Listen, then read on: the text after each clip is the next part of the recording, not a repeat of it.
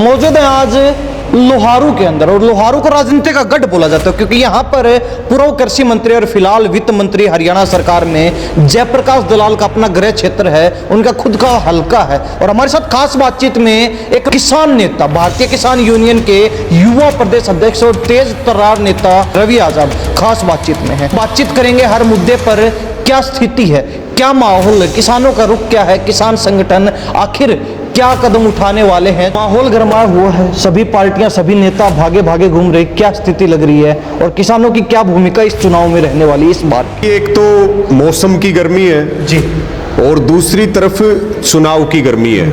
माहौल पूरा गर्मा गर्म है।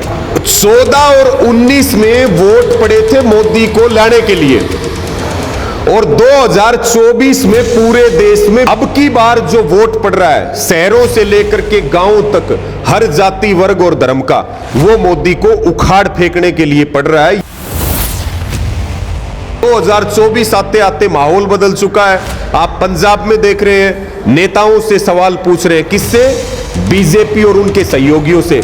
हरियाणा के गांव-गांव में सवाल पूछे जा रहे हैं। आप लोगों को जागरूक है इसलिए ये क्यों नहीं कहते कि आप सिर्फ बीजेपी से नहीं, उन लोगों से भी पूछो जो विपक्षी दलों के हैं, आखिर आपके लिए करें क्या आगे? आपने तो सीधा मकसद बना लिया कि सिर्फ भाजपा का ही विरोध करना है। आपने कहा कि आप दूसरों से सवाल क्यों नहीं करते। पहली बात तो यह है कि सवाल सत्ता से होते हैं। हम बीजेपी के विरोध में है, वो हिंदू मुसलमान के नाम पे ध्रुवीकरण की राजनीति कर रही है। सभी पार्टियां नहीं, देश सभी का छोड़िए आप, मुद्दों के आधार पे बात होनी चाहिए। प्रधानमंत्री जी को 70 साल पुरानी सारी बातें याद है नरेंद्र मोदी को, लेकिन 10 साल पहले उन्होंने क्या वादा किया था वो उनको याद नहीं है। आपने किसान आंदोलन की बात की, क्या पूर्व की सरकारों में किसानों के आंदोलन नहीं हुए? आपने कहा किसान आत्महत्या कर रहे हैं, पूर्व की सरकारों में किसान आत्महत्या नहीं कर रहे थे। आपने कहा कि कर्जा है, क्या कर्जा अब इन्हीं 10 सालों में, पिछली सरकारों में कर्जा नहीं था किसानों को? पहले की सरकारों ने ठीक काम नहीं किया, तभी तो जनता ने उनको सरकार से हटाया और इनको बम्पर बहुमत देकर के ये लेके आए। इन्होंने तो पिछलों से भी ज्यादा खराब माटी कर दी हमारी। यानी कि चोर तो सारे थे, लेकिन ये तो चोरों के सरदार बन के आ गए। यहां तक कि बीजेपी का हरियाणा में एक भी प्रत्याशी छाती ठोक के ये नहीं कह सकता कि मैं चुनाव जीत रहा हूं। 10 की 10 सीटों की ये हालत है, फिर भी कह रहे हैं सरकार हम ही बनाएंगे। कुछ जो अंधभगत है वो कहते हैं आएगा मोदी। इनकी वो हालत करने वाले हैं कि लोग इनको केवल चुनाव नहीं हरा रहे हैं। हरियाणा में कहावत है ना कि इनका पुंजड़ पाड़किन और इन लांडा करके भेजेंगे। आपने कहा कि किसान बीजेपी का विरोध कर रहे हैं, क्या किसान कांग्रेस का समर्थन नहीं कर रहे? देखिए, ये हमारा बिल्कुल क्लियर है। नमस्कार, स्वागत आपका हरियाणा न्यूज 24 पर। मैं हूं प्रिंस लांबा, मेरे सहयोगी विनय सिंधु के साथ मौजूद है आज लोहारू के अंदर, और लोहारू को राजनीति का गढ़ बोला जाता है क्योंकि यहाँ पर पूर्व कृषि मंत्री और फिलहाल वित्त मंत्री हरियाणा सरकार में जयप्रकाश दलाल का अपना गृह क्षेत्र है, उनका खुद का हलका है। और हमारे साथ खास बातचीत में एक लंबे समय के बाद किसान नेता, भारतीय किसान यूनियन के युवा प्रदेश अध्यक्ष और तेज तर्रार नेता, जो बोलने में बीजेपी कांग्रेस जैसे पार्टियों के प्रवक्ताओं को भी छोड़ते नहीं है, रवि आजाद खास बातचीत में है। चुनावी माहौल गर्माता जा रहा है, चुनावी सरगर्मियां तेज हैं और वोटिंग का दिन भी जो है बड़ा नजदीक आ चुका है, 25 मई का दिन। अब जानते हैं, बातचीत करेंगे हर मुद्दे पर, क्या स्थिति है, क्या माहौल है, किसानों का रुख क्या है, किसान संगठन आखिर क्या कदम उठाने वाले हैं चुनाव से पहले। क्या किसान कोई बड़ा खेल भी कर सकते हैं या फिर जो चुनाव चल रहा है जिस तरीके से ऐसे ही चलता रहेगा? रवि जी, बहुत बहुत स्वागत आपका हरियाणा न्यूज 24। जी धन्यवाद, सभी को राम राम नमस्कार। माहौल गरमाया हुआ है, सभी पार्टियां सभी नेता भागे भागे घूम रहे, क्या स्थिति लग रही है और किसानों की क्या भूमिका इस चुनाव में रहने वाली इस बार की? देखिए, एक तो मौसम की गर्मी है जी, और दूसरी तरफ चुनाव की गर्मी है। माहौल पूरा गर्मा गर्म है और इस चुनाव में, इस लोकतंत्र के त्योहार में जो किसान मजदूर है वो अपना योगदान दे रहा है देश के लोकतंत्र को बचाने के लिए, संविधान को बचाने के लिए। और संयुक्त किसान मोर्चा ने तो मार्च में जब दिल्ली में महापंचायत हुई थी, उसी में ऐलान कर दिया था कि हम बीजेपी को वोट की चोट मार के बीजेपी को सजा देंगे, क्योंकि बीजेपी ने वादा खिलाफी की है। बीजेपी के कारण 750 किसानों की शहादत हुई है और तमाम एमएसपी गारंटी से लेकर के कर्जा माफी से लेकर के लखीमपुर खीरी से लेकर के तमाम जो हमारे मुद्दे हैं, अग्निपथ योजना का मुद्दा है, बृजभूषण शरण सिंह का मुद्दा है, तमाम मुद्दों को लेकर के संयुक्त किसान मोर्चा ने दिल्ली से भी ऐलान कर दिया था। उसके बाद फिर हरियाणा की संयुक्त किसान मोर्चा की मीटिंग अप्रैल 28 को हुई और उसमें यह बिल्कुल तय हो गया कि हम किसी पार्टी और किसी प्रत्याशी का तो समर्थन नहीं कर रहे, ना हम किसी पार्टी और किसी प्रत्याशी के मंच पे जा रहे हैं, लेकिन हम एक एक वोट किसान मजदूर परिवार जो है वो एक एक वोट बीजेपी के खिलाफ, शहीद किसानों को नमन करके एक एक वोट बीजेपी के खिलाफ जो सबसे मजबूत प्रत्याशी है उसको सब इकट्ठे होकर के वोट डालेंगे और वोट डलवाएंगे ताकि बीजेपी का प्रत्याशी हार जाए। आप ये देखिए, आज बड़ा मुद्दा ये है कि देश में सबको ये पता है कि 2024 में अगर मोदी आए या बीजेपी की सरकार आई तो इस देश में तानाशाही राज होगा, लोकतंत्र की जगह राजतंत्र स्थापित हो जाएगा और 2029 में फिर वोट नहीं पड़ेंगे। इसलिए आप देखिए कि दो ही तरह का वोट है। एक वो वोट है जो देशभगत लोग हैं जो हर कीमत पर मोदी को सत्ता से उखाड़ के फेंकना चाहते हैं, और एक वो वोट है जो इनकी नीतियों को नहीं समझ रहे, आज भी वो अंधभक्ति में डूबे हुए हैं और वो मोदी को लाने के लिए वोट कर रहे हैं। दो ही तरह के वोट है, तीसरा कोई विकल्प नहीं है। 2014 में और 2019 में वोट पड़े थे मोदी को लाने के लिए, लेकिन 2024 में नजारा पूरे देश में बदल चुका है। सबसे बड़ा योगदान 2020 और 21 का जो किसान आंदोलन हुआ, जिसने पूरे दुनिया में एक इतिहास बना दिया। उसके बाद सरकार अग्निपथ योजना लेकर के आई, फिर महिला पहलवानों का आंदोलन हुआ, फौज की नौकरी भी 4 साल की कर दी। बहुत बड़ा चुनावी मुद्दा है। 2024 आते आते माहौल बदल चुका है। आप पंजाब में देख रहे हैं, नेताओं से सवाल पूछ रहे हैं, किससे? बीजेपी और उनके सहयोगियों से। हरियाणा के गांव-गांव में सवाल पूछे जा रहे हैं, यहां तक कि राजधानी क्षेत्र दिल्ली में सवाल पूछे जा रहे हैं। और हमारे भी लगातार बीजेपी के खिलाफ अलग अलग जगह, हरियाणा में कोने कोने में, गांव-गांव में, अलग अलग जिले में पंचायतें और मीटिंगें चल रही हैं। प्रधान जी, मैं रोकना चाहूंगा। आपने कहा कि सवाल पूछे जा रहे हैं बीजेपी के लोगों से, लेकिन आपने एक बात और जोड़ दूं, 14 और 19 में वोट पड़े थे मोदी को लाने के लिए और 2024 में पूरे देश में बीजेपी और एनडीए की हालत इतनी दयनीय होगी। हरियाणा में आप हालत इनकी देख लो। अब की बार जो वोट पड़ रहा है शहरों से लेकर के गांव तक, हर जाति वर्ग और धर्म का, वो मोदी को उखाड़ फेंकने के लिए पड़ रहा है। ये साफ साफ दिखाई दे रहा है और ये किसान आंदोलन की ताकत है। चलो ठीक है प्रधान जी, मैं आपसे पूछना चाहूंगा, आपने कहा कि सवाल पूछे जा रहे हैं भाजपा के नेताओं से, जो सत्ताधारी लोग थे उनसे। आप लोगों को जागरूक है इसलिए कि ये क्यों नहीं कहते कि आप सिर्फ बीजेपी से नहीं, उन लोगों से भी पूछो जो विपक्षी दलों के हैं, आखिर आपके लिए करें क्या आगे? और पूर्व में कई नेता तो ऐसे हैं जो पूर्व में सांसद रह चुके, पूर्व में विधायक रह चुके, उनके पुराने काम पूछिए, उन्होंने किया क्या। आप ये भी लोगों को जागरूक कीजिए। आपने तो सीधा मकसद बना लिया कि सिर्फ भाजपा का ही विरोध करना है। देखिए, भाजपा का विरोध हम क्यों कर रहे हैं, इस बात को सबसे पहले समझना जरूरी है। भाजपा ने वादा किया था देश के किसानों को एमएसपी पे गारंटी का कानून मिलेगा। किसान आंदोलन के बाद लिखित में वादा किया, लेकिन उसके नाम पे केवल हमारे साथ वादा खिलाफी हुई। हम इसलिए भाजपा का विरोध कर रहे हैं। दूसरा मुद्दा, बीजेपी ने वादा किया था, मोदी ने वादा किया था देश के किसानों की कर्ज माफी होगी। 20 लाख करोड़ रुपए से ज्यादा किसानों का कर्ज है, लेकिन मोदी सरकार ने 9.5 साल में 16 लाख करोड़ रुपए अडानी, अंबानी और बड़े कॉरपोरेट के माफ किए, किसानों के 16 पैसे भी माफ नहीं किए। इसलिए हम बीजेपी का विरोध कर रहे हैं। बीजेपी ने कहा था, नरेंद्र मोदी ने कहा था 2 करोड़ नौकरी देंगे, जबकि करोड़ों लोगों को बेरोजगार कर दिया। आज बेरोजगार जो है वो दर दर की ठोकरें खा रहे हैं, वो आत्महत्या कर रहे हैं।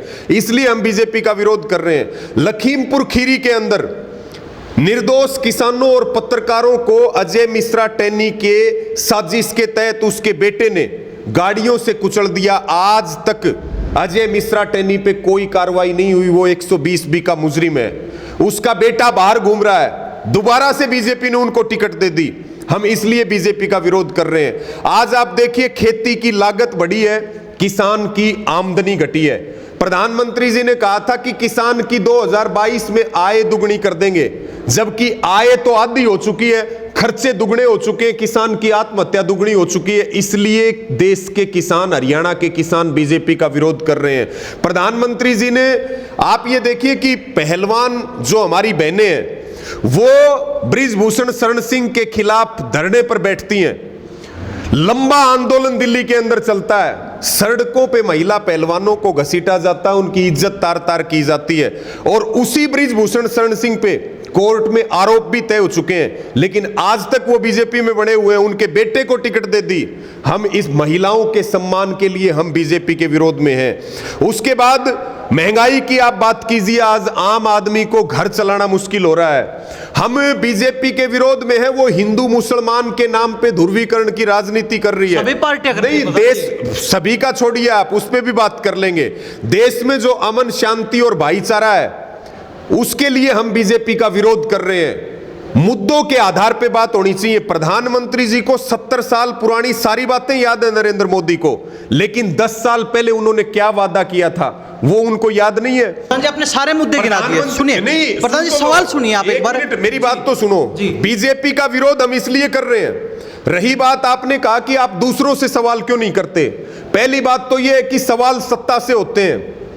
हम दूसरे पार्टियों के जो कैंडिडेट हैं हरियाणा के गांव-गांव में, उनसे भी सवाल किए जा रहे हैं कि आप जो है एमएसपी के लिए क्या करेंगे। पार्टियों ने अपने घोषणा पत्र में भी डाला है, आप किसान की कर्ज माफी के लिए क्या करेंगे, कितने समय में आप ये काम कर देंगे। ये आज आपके सामने भी इस बात को कह रहे हैं कि आज लड़ाई बीजेपी के खिलाफ है, क्योंकि वो संवैधानिक संस्थाओं के ऊपर कब्जा करके देश के लोकतंत्र को खत्म कर रहे हैं। अभी आप देखिए, मैं एक दो बात आपके बीच में और रखूं। कितने बीजेपी के प्रत्याशियों ने और नेताओं ने ये कहा है 400 सीट दे दो, हम संविधान बदल देंगे। क्या हम इनको संविधान बदलने के लिए लेकर के आए थे? संविधान में खामियां होगी तो उनको समय अनुसार परिवर्तन जरूरी होता है। मेरी बात सुनिए, जो अंबेडकर जी का संविधान है, समय के अनुसार परिवर्तन जरूरी है। मैं जो बात कह रहा हूं वो आप बीजेपी की भाषा सुनिए। उन्होंने क्या कहा, संविधान बदल देंगे। वो क्या कह रहे हैं, अब की बार वोट दे दो नरेंद्र मोदी को, अगली बार तो चुनाव ही नहीं होंगे। यानी कि चुनाव खत्म, लोकतंत्र खत्म, संविधान खत्म। हम तो ये बात कह रहे हैं कि एक एक वोट इकट्ठे होकर के जो बीजेपी के सामने सबसे मजबूत प्रत्याशी है उसको डालने का काम करें और इनको उखाड़ फेंके, नहीं तो 2029 में चुनाव नहीं होंगे। और इसी का आप देखिए कि माहौल जो गांव-गांव में है, ये तो चीजें जो है बनावटी हर बार चलती है। रवि, बनावटी क्यों? सुनिए, लोकतंत्र सबसे बड़ा लोकतंत्र भारत का पूरे विश्व में, और वहां भी अगर चुनाव नहीं होंगे तो और कहां होंगे आप? ये तो चीजें हर बार चलती हैं। अक्सर चुनाव में कभी किसी पार्टी को लेकर चलती, कभी किसी पार्टी को लेकर। लेकिन असली मुद्दे की बात, आपने किसान आंदोलन की बात की, क्या पूर्व की सरकारों में किसानों के आंदोलन नहीं हुए? आपने कहा किसान आत्महत्या कर रहे हैं, पूर्व की सरकारों में किसान आत्महत्या नहीं कर रहे थे। आपने कहा कि कर्जा है, क्या कर्जा अब इन्हीं 10 सालों में, पिछली सरकारों में कर्जा नहीं था किसानों के ऊपर? तमाम मुद्दे हैं, पिछली सरकारों में भी यही मुद्दे चल रहे थे। आप आज कहते हैं कि बीजेपी को हटाना जरूरी है। चलो हम मान लेते हैं बीजेपी को आप हटा रहे हैं, अच्छी बात है, बीजेपी ने आपके लिए कुछ सही नहीं किया, आप बदलिए। लेकिन आप लेके किसको? आप ये भी तो देखिए, वही पार्टियां तो हैं, दोबारा घूम फिर के फिर वही लोग आ रहे हैं सत्ता में। अब आप कांग्रेस की कहते हैं, कांग्रेस कहती है कि हम एमएसपी लागू कर देंगे, लेकिन लोग ये सवाल भी पूछते हैं कि पिछले बीजेपी तो अभी 1 दशक से ही सत्ता में थी, लेकिन पहले कितने दशक निकले जब कांग्रेस सत्ता में थी, तब वो एमएसपी लागू क्यों नहीं की गई? तब किसानों का कर्जा माफ क्यों नहीं हुआ? तब जो है उस समय भी जो ये बड़े उद्योगपति हैं, बड़े बिजनेसमैन हैं, उनके कर्जे माफ किए जाते थे। आज भी कोई नई बात नहीं है, आज भी अगर उनके कर्जे माफ हो रहे हैं तो ये बातें हमेशा से चली आ रही हैं। देखिए, ये बात बिल्कुल सही है कि लोकतंत्र की जगह लूटतंत्र देश में चल रहा है। और जब यूपीए की सरकार थी, यूपीए की सरकार को 2014 में सब लोगों ने मिलकर के यूपीए को, कांग्रेस को हराने का काम किया था। चाहे वो भ्रष्टाचार का मुद्दा हो, चाहे वो और दूसरे मुद्दे हों, चाहे वो किसानों के मुद्दे हों। जब वो उन्होंने ठीक काम नहीं किया तभी तो जनता ने उनको सजा दी थी और उनको सत्ता से हटाया। और इन्होंने वायदे किए, इन्होंने जो है देश की आंखों पे पट्टी बांधी। यानी कि आपको ध्यान होगा कि जितने 15 लाख रुपए खाते में आएंगे, अमित शाह ने क्या कहा, ये तो जुमला था। आज जो है हैरानी की बात यह है कि जुमले का नाम बदल करके मोदी की गारंटी कर दी है। आप देखिए वैक्सीनेशन के नाम पे कितना बड़ा धोखा करोड़ों जिंदगियों के साथ किया गया है। मैं आपके सवाल के जवाब में यही कहूंगा कि पहले की सरकारों ने ठीक काम नहीं किया, तभी तो जनता ने उनको सरकार से हटाया और इनको बम्पर बहुमत देकर के ये लेके आए। इन्होंने तो पिछलों से भी ज्यादा खराब माटी कर दी हमारी। आज सुप्रीम कोर्ट के ऊपर पहरा है।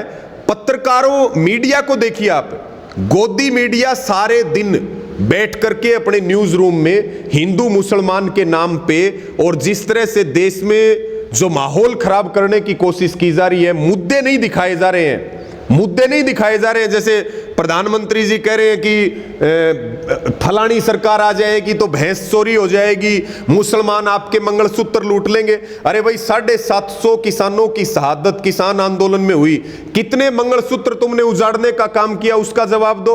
महिलाओं के अस्मिता की बात करते हो और बृजभूषण शरण सिंह जैसे यौन शोषण के आरोपियों को अपने पार्टी में रखते हो, मंत्री संदीप सिंह जैसे लोगों को अपनी पार्टी में रखते हो। और यह बात आप कैसे कह सकते हैं कि किसानों ने पीछे जिन्होंने गलत किया किसानों ने उनको जवाब नहीं दिया। हरियाणा में उदाहरण है चौटाला का, चौधरी ओम प्रकाश चौटाला को सत्ता से उखाड़ के किसानों ने फेंका, चौधरी बंसीलाल की सत्ता को किसानों ने उखाड़ के फेंका, चौधरी भजनलाल की सत्ता को किसानों ने उखाड़ के फेंका। और इन्हीं किसानों ने, इसी देश ने कांग्रेस के शासन को उखाड़ करके फेंका। और जब बीजेपी ने तो इनकी भी हद क्रॉस कर दी, यानी कि चोर तो सारे थे लेकिन ये तो चोरों के सरदार बन के आ गए। आपने कहा कि किसान बीजेपी का विरोध कर रहे हैं, क्या किसान कांग्रेस का समर्थन नहीं कर रहे? देखिए ये हमारा बिल्कुल क्लियर है। संगठन की बात आती है, संगठन कर रहा है। मैं संगठन की भी बात कर रहा हूं और हमारे सारे संगठनों का जो प्लेटफॉर्म है संयुक्त किसान मोर्चा,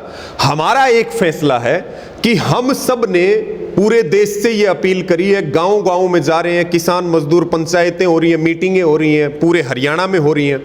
हमारा एक ही मुद्दा है कि हमें एक एक वोट बीजेपी के खिलाफ डालना है, बीजेपी के खिलाफ डलवाना। डालना किसको है? आप कुछ देर पहले कह रहे थे, आपने कहा कि हम किसी का समर्थन नहीं करते, लेकिन कांग्रेस के साथ तमाम किसान संगठन साथ लगे नजर आ रहे हैं। मेरी बात सुनिए, डालना किसको है? जो बीजेपी के प्रत्याशी के सामने सबसे मजबूत प्रत्याशी है, वो किसी पार्टी का भी हो सकता है, वो निर्दलीय भी हो सकता है, वो कोई भी हो सकता है, उसको विरोध का वोट इकट्ठा होकर के डलेगा, तभी तो बीजेपी का प्रत्याशी हारेगा, तभी तो मोदी प्रधानमंत्री नहीं बनेगा, तभी तो अमित शाह जैसे लोग जो है देश में गुंडागर्दी चलाने का काम नहीं करेंगे। यहां तक कि बीजेपी का हरियाणा में एक भी प्रत्याशी छाती ठोक के ये नहीं कह सकता कि मैं चुनाव जीत रहा हूं। 10 की 10 सीटों की ये हालत है, हर जगह इनकी सीटें घट रही हैं, नॉर्थ में हाफ हो रहे हैं, साउथ में पहले से ही साफ है, फिर भी कह रहे हैं सरकार हम ही बनाएंगे। कुछ जो अंधभगत है वो कहते हैं आएगा मोदी, यानी कि वोट से तो जीत नहीं सकते। इसका मतलब फिर ईवीएम मशीनें सेट कर रखी हैं, ईवीएम मशीनों में गड़बड़ करके चुनाव जीतोगे। रही बात किसान संगठनों की, यह बात बिल्कुल ठीक है कि हम नॉन पॉलिटिकल लोग हैं, हमारा काम आंदोलन लड़ना है। और जहां तक मुझे नॉलेज है, जो हमारे संयुक्त किसान मोर्चा की जो नेशनल लीडरशिप है या जो हमारे हरियाणा की स्टेट लीडरशिप है, हमारे किसी भी नेता को आपने किसी भी मंच पे और माइक पे नहीं देखा होगा। और ये बात जो संगठनों के कार्यकर्ता और पदाधिकारी हैं, उनको भी इस बात को मजबूती के साथ मानना चाहिए कि हमारा काम है बीजेपी के खिलाफ काम करना। हम किसी को जिताने के लिए काम नहीं कर रहे, हम किसी को हराने के लिए और मोदी को सत्ता से हटाने के लिए काम कर रहे हैं। और आपको ध्यान होगा प्रिंस भाई कि ये किसान आंदोलन जो 2021 में शुरू हुआ, आज जो है हम सवाल जो गांव में कर रहे हैं, हम क्या सवाल कर रहे हैं? आपने किसानों को दिल्ली क्यों नहीं जाने दिया? आपने ड्रोन के माध्यम से आंसू गैस के गोले किसानों के ऊपर चलवाया? आपने युवा किसान शुभकर्ण को गोली क्यों मरवाई? आपने किसानों का कर्जा माफ क्यों नहीं किया, आपने अजय मिश्रा टैनी को टिकट क्यों दी, आपने जो है ब्रिजभूषण शरण सिंह के बेटे को टिकट क्यों दी। ये तमाम हमारे एमएसपी गारंटी कानून, प्रधानमंत्री फसल बीमा योजना, जो हमारी बर्बाद फसलों का मुआवजा है, बीमा क्लेम है, हम इन्हीं से रिलेटेड गांव-गांव में हमारी बहनें भी, भाई भी, बुजुर्ग भी वो सवाल करने का काम कर रहे हैं। और सबसे बड़ी बात ये है कि अब प्रधानमंत्री जी की उम्र जो है, मोदी जी की लगभग 72-73 साल है। वो 72-73 साल की उम्र में कह रहे हैं कि भाई मुझे तीसरी बार मौका दो। और मैं ये दावे के साथ कह रहा हूं कि भाई प्रधानमंत्री ने जितने वादे 14 में किए, अगर एक भी वादा पूरा हुआ हो, एक भी वादा पूरा हुआ हो, तो आप जो है मेरे को बता दो किस नाम के वोट दिए जाएं। लोग तो कह रहे हैं इनको वोट नहीं, इनको जूत मारने चाहिए। आप मुझे बताओ। इसलिए हम सबको अपील कर रहे हैं कि भाई अब की बार छोटे दुश्मन को छोड़ दो, अब की बार सारी चीजें भूल जाओ, एक बार इकट्ठे होके सारे, और बीजेपी का इलाज बांध दो, आगे की लड़ाई आगे लड़ते रहेंगे।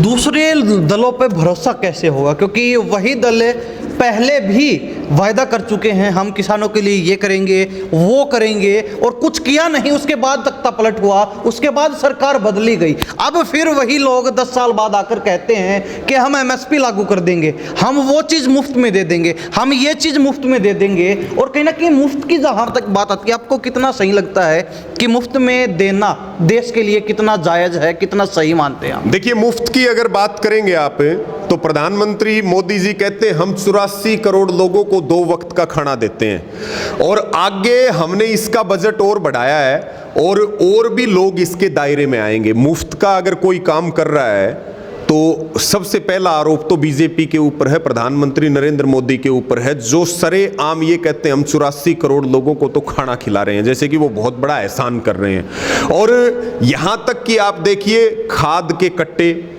यहाँ तक कि राशन के बैग, यहाँ तक कि गैस सिलेंडर, यहाँ तक कि जो ये वैक्सीनेशन की सर्टिफिकेट है, वो भी वो रिपोर्ट आने के बाद उससे रातों रात फोटो गायब होगी, उस तक पे सबसे ज़्यादा अगर कोई इन चीज़ों का भी प्रचारी है तो वो बीजेपी है, नरेंद्र मोदी है, आरएसएस है। ये तो हमारे सामने के उदाहरण है, इसमें अगर कोई शक हो तो आप बताइए। और 2 तरह की सरकार होती है। एक सरकार होती है जो आंदोलन करने के बाद आंदोलन की बात को मान ले, एक तो वो सरकारें होती हैं। और एक होती है बीजेपी, जो आंदोलन करने के बाद भी, लाखों करोड़ों लोगों का गुस्सा जायज होने के बाद भी, सड़कों के उतरने के बाद भी ये कहते हैं कि हम तो नहीं मानेंगे, हम तो वोट किसान का लेंगे, मजदूर का लेंगे, और कर्जा माफ करेंगे अडानी और अंबानी का। तो भाई इस बात में क्या दो राय है? बीजेपी को उखाड़ना इसलिए जरूरी है तो आंदोलन की बात भी नहीं मानती। बाकी कोई सरकारें इस तरह की सरकारों का ये होता है कि आंदोलन होते रहते हैं और सरकार वार्ता भी करती है, आंदोलन में समझौते भी होते हैं, सरकार मानने का काम भी करती है। तो ये बड़े बड़े मुद्दे हैं इस देश में। तो आपको क्या लगता है, अब मुद्दों से हटके एक बार राजनीतिक बात की जाए तो क्या माहौल देख रहे हैं आज के दिन, क्या स्थिति आप देख रहे हैं? कहीं ना कहीं जहाँ तक किसानों की बात आती है, किसान संगठनों की बात आती है, तो ज़्यादातर किसान संगठन और किसान नेताओं की भी चर्चा की जाए, कांग्रेस के साथ खड़े नजर आ रहे हैं। ऐसे में कांग्रेस मजबूत है या फिर ये कहीं ना कहीं कांग्रेस का फिर पतन हो सकता है? देखिए, मैं तो बिल्कुल स्पष्ट ये कह रहा हूं, आज पूरे देश में हवा बीजेपी और उनके सहयोगी पार्टियों के खिलाफ है, मोदी के खिलाफ है। और हरियाणा तो एक तरह से आंदोलन की राजधानी है। हरियाणा में बीजेपी का आज के दिन बीजेपी की कोई भी सीट कंफर्म नहीं है, एक भी सीट नहीं जीत रहे हैं। और गलती से कोई एक आध सीट जीते भी गए तो वो बहुत मामूली अंतर से जीतेंगे। आज मैं आपके सामने कह रहा हूं, वोट से तो जीत नहीं सकते ये। आज वोट से देश में इनकी सरकार नहीं बन रही है। ये 150 पौनी 200 सीट से ऊपर नहीं जा रहे हैं बीजेपी वाले। और इनकी एनडीए मिला लोगे तो भी जो है 200 सवा 200 तक एनडीए मिलाने के बाद ये भी ज्यादा से ज्यादा है। वोट से तो जीत नहीं रहे और ईवीएम में गड़बड़ करके जरूर जीत सकते हैं।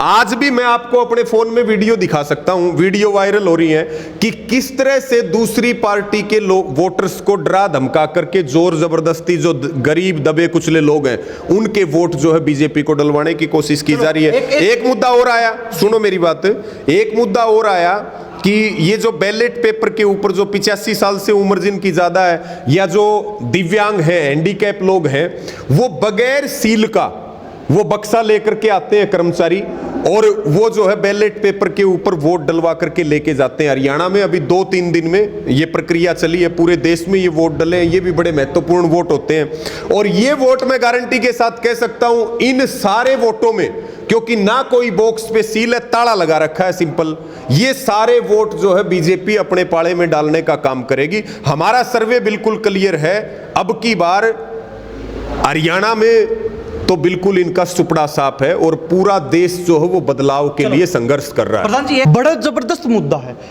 सरकारें कहती हैं, जो लोग चाहते हैं कि हम सत्ता में आए, चाहे कांग्रेस की बात हो या फिर अन्य दलों की बात हो, कहते हैं कि हम युवाओं को 21,000 रुपए बेरोजगारी भत्ता देंगे। अब एक सोचने वाली बात है, जाहिर सी बात है, जिस युवा के पास नौकरी नहीं है उसको अगर 21,000 रुपए मिलते रहेंगे तो वो क्यों नौकरी करेगा। आप नौकरी की बात नहीं करते, कोई भी पार्टी नहीं करेगी कि हम ये करेंगे हम वो करेंगे, वो कहेंगे कि हम भत्ता देंगे। अब अगर आपको भी एक सिंपल सी बात है, गांव देहात में अगर किसी युवा को 21,000 रुपए बिना नौकरी किए बिना काम किए मिल रहे हैं तो वो क्यों नौकरी की तरफ भागेगा, क्यों वो मेहनत करेगा। आप इस बात को कितना जायज मानते हैं, कितना सही मानते हैं? अगर आप बेरोजगारों की बात करें तो बेरोजगारों के हाथ को काम मिले, सबसे बड़ा सेक्टर है खेती, जो करोड़ों लोगों को रोजगार डायरेक्ट और इनडायरेक्ट रूप में देती है। और एमएसपी का गारंटी कानून बनने से नौजवानों का रुझान खेती की तरफ बढ़ेगा। आज आप प्राइवेट नौकरियों का आप हाल देख लीजिए, प्राइवेट नौकरियों में भी मैन पावर पे खर्चा नहीं हो रहा, प्राइवेट नौकरियों में भी टेक्नोलॉजी पे खर्च हो रहा है प्राइवेट सेक्टर में। तो उसी प्रकार से, क्योंकि इस सरकार में जो प्राइवेटाइजेशन जिस गति से बढ़ा है, तो आप देखिए नौकरियां स्टेट की खत्म हो रही है। हरियाणा में लगातार सीईटी का मुद्दा है, टीजीटी का मुद्दा है, उसके खिलाफ भी लगातार यहां संघर्ष चलता रहता है। तो मेरा यह मानना है कि युवाओं के हाथ को रोजगार मिलेगा तो वो देश की समृद्धि में अपना योगदान देगा। सरकारों को रोजगार के नए नए अवसर जो है वो पैदा करने चाहिए। खेती में एक बहुत बड़ा सेक्टर है, उसको अगर विकसित किया जाए तो वहां रोजगार की भरमार है।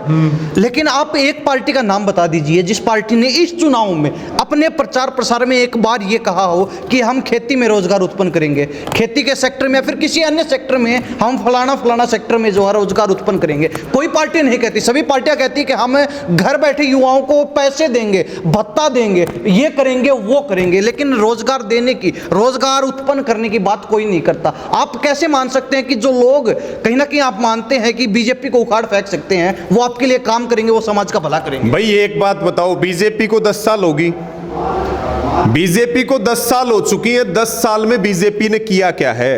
सबसे पहला मिशन तो आज बीजेपी को हटाना है सत्ता से। और दूसरी बात, जो आगे दल आएंगे तो आपके फिर वही रह गए। सुन तो लो, जो आगे पार्टी आएंगी, आगे जो पार्टी आएंगी या तो वो ठीक काम करेंगी और ठीक काम नहीं करेंगी तो उनका भी इलाज होगा। इतनी गारंटी है कि जितना जोर बीजेपी का इलाज करने में आ रहा है उतना जोर उनका इलाज करने में नहीं आएगा। मुद्दे तो वही रह गए, समाधान क्या हुआ उनका? देखिए मैं वही आपको बता रहा हूं। आज आप ये देखिए कि 10 साल पहले की जागरूकता कितनी थी और आज 10 साल की बाद जागरूकता में कितना फर्क पड़ा। आज गांव का एक नौजवान, गांव की एक अनपढ़ महिला, गांव का एक किसान, एक बुजुर्ग अपने एमपी से, अपने मंत्रियों से, मुख्यमंत्री से सवाल कर रहा है। ये बदलता हुआ समय है। आज अगर आपने सत्ता में रहना है तो आपने जनता के साथ जुड़ के चलना पड़ेगा, जनता के लिए काम करना पड़ेगा और जनता की लड़ाई लड़नी पड़ेगी। अब वो समय जा चुका है कि इलेक्शन हुए और 15-20 दिन घूमे और चुनाव जीत करके आप दिल्ली और चंडीगढ़ में जो है अपनी सुविधाएं भोग रहे हैं। ये बदलते समय का परिवर्तन है। और एक बात और बताऊं, साथ में हम आंदोलन को भी मजबूत रखेंगे, हम संगठन को भी मजबूत रखेंगे। जहां सरकार ठीक काम नहीं करेगी वहां जनता नाक में नकेल सरकार के डालने का काम। आपने कहा कि बीजेपी को हटाना पहला मकसद है, पहला उद्देश्य है, बीजेपी को हटा दिया, नई सरकार आ गई, उस सरकार ने भी आपके लिए कुछ नहीं किया, आपकी कोई बात नहीं मानी, आपके किसी मुद्दे का समाधान नहीं, आपको अपना हक नहीं मिला, आप कहेंगे फिर आंदोलन करेंगे, फिर लड़ाई लड़ेंगे, उस सरकार को भी गिराने का काम करेंगे, फिर जो है नई सरकार बनेगी, फिर बीजेपी आ जाएगी, अब कांग्रेस की बात चल रही है, फिर बीजेपी हटेगी, फिर कांग्रेस आ जाएगी, ये कब तक चलता रहेगा? समाधान की बात करो। ये तो 1947 से चल रहा है। आपकी बात के साथ ही मैं बात जोड़ रहा हूं। एक बार पहले बीजेपी को तो हटा लो। आज मैं आपके कैमरे के सामने ये बात कह रहा हूं कि एक लड़ाई 1947 में 15 अगस्त 1947 को देश आजाद हुआ था, और कितने हमारे हजारों लाखों हमारे क्रांतिकारियों ने अपनी कुर्बानी दी, कितना बड़ा आंदोलन चला, लगभग 90 साल तक देश की आज़ादी के लिए लड़ाई लड़ी गई। वो एक आज़ादी मिली 1947 में। अब दोबारा से उस आज़ादी के ऊपर संकट है। ये जो 4 जून 2024 को जब लोकसभा चुनावों के परिणाम आएंगे और बीजेपी को हम सत्ता से हटाने में कामयाब हो जाते हैं, तो ये भी आजादी की दूसरी लड़ाई होगी। बीजेपी को हराना है, कांग्रेस को जिताना है। हिंदू मुसलमान जाट नॉन जाट बन के नहीं जी, किसान मजदूर बन के वोट डालो और इकट्ठे होकर के वोट डालो और इनको हटाने के लिए वोट डालो और आगे अपनी लड़ाई लड़ते। कांग्रेस को जिता दो। नहीं, देखिए, जिताना काम जनता का, हमारा काम, हमारी अपील हराने के लिए है, हमारे प्रयास बीजेपी को उखाड़ने के लिए। इतना झूठा प्रधानमंत्री, अगर कोई झूठ बोलने का नोबेल प्राइज अगर किसी को देना चाहिए तो जितने प्रधानमंत्री आज तक बने हैं उनमें केवल और केवल पूरी दुनिया में मैं कह रहा हूं नरेंद्र मोदी का नंबर आता है अगर किसी को नोबेल प्राइज मिलना चाहिए तो। रवि जी, बहुत बहुत धन्यवाद बातचीत के लिए। काफी लंबा जो है इंटरव्यू हो गया और काफी कीमती समय दिया, आपका बड़ा धन्यवाद। आपसे भी अपील है, ये बड़ी लड़ाई है, ये आप लोगों की भी लड़ाई है, और इन जो किसान मजदूरों के मुद्दे हैं इन सब मुद्दों को हम उठाएं, और अहम चुनाव है, इस चुनाव में आप जाति पाति से ऊपर उठ करके और समझदारी से काम करके अपना योगदान दें। सबका धन्यवाद, सबको जय जवान जय किसान। तो हमारे साथ रवि आजाद, भारतीय किसान यूनियन के युवा प्रदेश अध्यक्ष, हरियाणा प्रदेश से खास बातचीत में थे। और फिलहाल कहीं ना कहीं राजनीतिक हालात पर भी चर्चा हुई, जिस प्रकार माहौल गरमाया हुआ है, पूरे माहौल के ऊपर भी चर्चा हुई। हमने सवाल किए, इन्होंने जवाब दिए। आप इनकी बातों से कितना सहमत है, कमेंट में अपनी राय जरूर दीजिए। इन्हीं सब बातों के साथ मैं प्रिंस लांबा, मेरे से यूनियन सिंधु के साथ हरियाणा न्यूज़ 24। नमस्कार, जय हिंद।